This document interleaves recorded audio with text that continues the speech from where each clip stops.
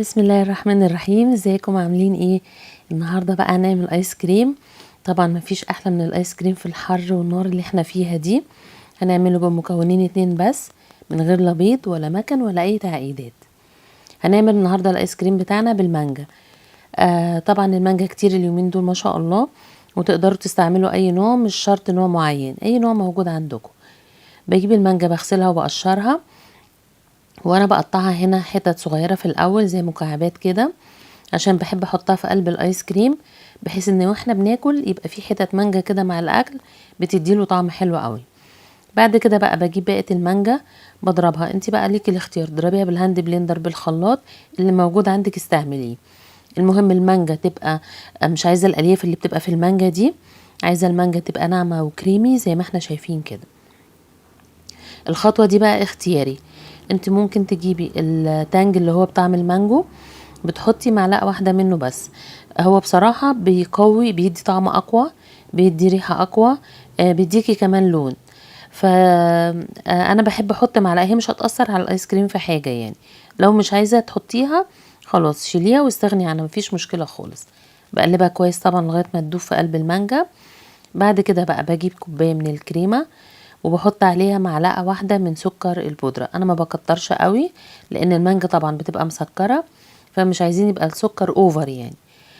لو انت ما عندكيش الكريمه او مش حابه تشتريها، البديل بتاعها كريم شانتيه، بس تضربيه مع لبن مش مع ميه، او وش اللبن اللي احنا بنشيله ده في الفريزر، بتاخديه تطلعيه فك شويه، وتحطي عليه برضو شويه لبن، وتضربيه هيديكي نفس قوام الكريمه دي. بصوا بقى الكريمه بعد ما اتضربت، شايفين يعني الشكل بيغني عن اي كلام. ده كده الكريمه بتاعتنا خلاص مسكت نفسها، بقى قوامها زي ما احنا شايفين كده. نحطها بقى، نبتدي نحطها على المانجا. الكريمه زي ما قلت لكم، هتستبدلوها يا اما بالكريم شانتيه او بوش اللبن، بس كل في الحالتين ما يتضربوش بميه، يتضربوا بلبن. هقلب بقى الكريمه بتاعتي، طبعا مش هسيب فتفوته في الطبق. هقلب الكريمه بتاعتي مع المانجا. تقدروا بقى تعملوا الايس كريم ده بالفراوله، تقدروا تعملوه بالكوفي، يعني تحطوا بدل المانجا تحطوا على الكريمه بس نسكافيه. تقدروا تعملوه بالليمون. كمان ممكن تعملوه كده، يعني الكريمه بس تحطوا عليها فانيليا، نقطتين فانيليا سايله، بس سايله افضل يعني، وتجمدوها يبقى ايس كريم فانيليا، يبقى طعمه تحفه. فطبعا الاختيار بقى ده حاجه ترجع لكم. انا بحب احط حتت مانجا كده في القاع يعني بتاع الطبق، وبحب احط على الوش كمان، ما بحبش اقلبها في وسطها في قلب المانجا يعني. انا لما بحط طبقه من تحت وطبقه من فوق، ده بيبقى توزيعه للقطع بتاع المانجا دي احسن، يعني بتبقى متوزعه افضل من ان انا اقلبها مع المانجا. هنحط بقى شويه بتوعنا كده على الوش، شويه برضو من المانجا على الوش كده، ونظبطها ونسويها، وبكده خلاص المانجا بتاعتنا خلصت. طيب احنا هنغطيها، ولازم نغطيها علشان خاطر ما تعملش قشرة تلج كده من فوق، ونحطها في الفريزر. في طريقة تانية برضو، ممكن تحطوها في قوالب معدن زي كده، وبصراحة انا بفضل دي. يعني انتوا لو عندكم قالب كيك اللي هو بتاع الانجليش كيك ده، حطوه فيه، هيبقى حلو قوي، بس برضو لازم تغطوه. ده بالمناسبة قالب بتاع توست، ان شاء الله هعمل لكم حلقة على التوست. التوست في البيت تحفة، مش اتحداك ان انت تشتري اغلى توست من بره زي اللي هنعمله ان شاء الله في البيت. آه وهقول لكم كمان القوالب دي بتتجاب منين، هي في مكان بتتجاب منه سعرها رخيص جدا، ان شاء الله هقول لكم على كل ده في الفيديو باذن الله. التوست بيبقى حلو قوي في المدارس وفي الفطار وفي العشاء وفي الحاجات دي.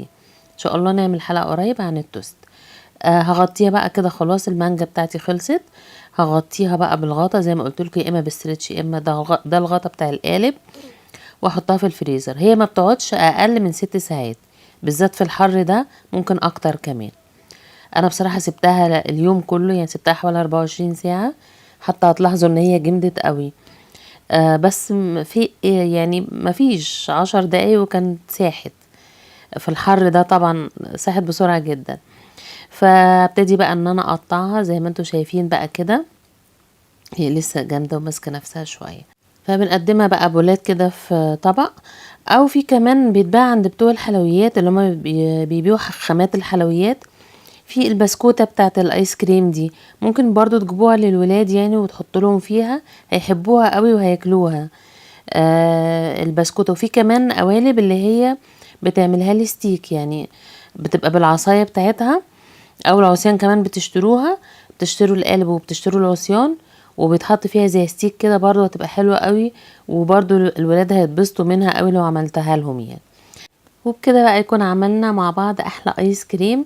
اعملوه بقى وجربوه كده، جربوا الوصفة دي وشاركوني رأيكم في التعليقات، وما تنسوش بقى تعملوا لايك للفيديو وتشتركوا في القناة عشان يوصل لكم كل جديد، واشوفكم على خير في فيديو جديد ان شاء الله. السلام عليكم ورحمة الله وبركاته.